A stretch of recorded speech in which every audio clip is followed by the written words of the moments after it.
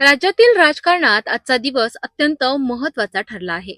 महाराष्ट्रातील अनेक महानगरपालिकांमध्ये महापौर आणि उपमहापौर पदाच्या निवडणुका पार पडल्या असून या निवडणुकांमध्ये भाजप आणि महायुतीने स्पष्ट वर्चस्व गाजवलं आहे.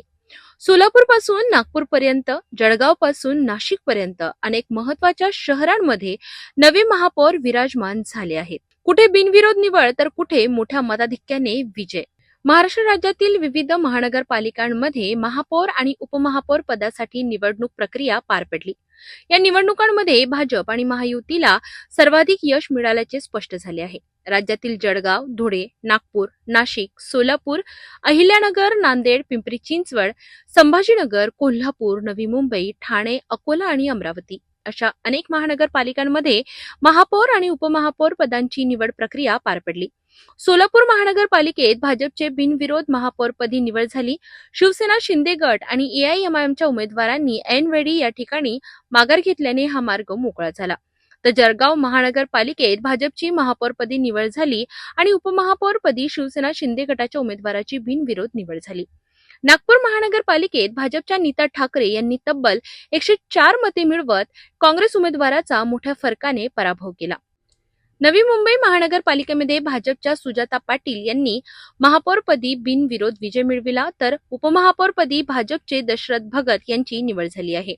ठाण्यात शिवसेना शिंदे गटाच्या शर्मिला पिंपोडकर महापौर झाल्या, तर उपमहापौरपदी भाजपच्या कृष्ण पाटील बिनविरोध निवड झाली आहे. अमरावती महानगरपालिकेमध्ये भाजपचे श्रीचंद तेजवानी महापौर झाले आहेत, तर उपमहापौरपदी युवा स्वाभिमानचे सचिन भेंडे यांची निवड झाली आहे. अकोला महानगरपालिकेत भाजपच्या शारदा खेडकर या महापौर झाल्या आहेत, तर उपमहापौरपदी भाजपचेच अमोल गोगे यांची निवड झाली आहे. दरम्यान मुंबई आणि पुणे महानगरपालिकांमध्ये महापौर आणि उपमहापौर पदाची निवडणूक प्रक्रिया होणार आहे, तर लातूर महानगरपालिकेत 9 फेब्रुवारी रोजी ही निवडणूक पार पडणार आहे.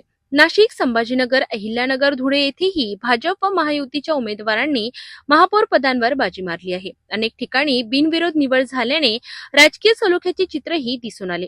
नवनियुक्त महापौरांनी शहरातील रस्ते, पाणीपुरवठा, स्वच्छता आणि विकास कामांना प्राधान्य देण्याचा संकल्प व्यक्त केलाय. या निकालानंतर भाजप व महायुतीच्या कार्यकर्त्यांमध्ये उत्साहाचे वातावरण पाहायला मिळाले. एकूणच पाहता राज्यातील महानगरपालिकांमध्ये भाजप आणि महायुतीने मोठे वर्चस्व प्रस्थापित केले असून नवनियुक्त महापौरांनी शहराच्या विकासाला गती देण्याचा संकल्प व्यक्त केलाय.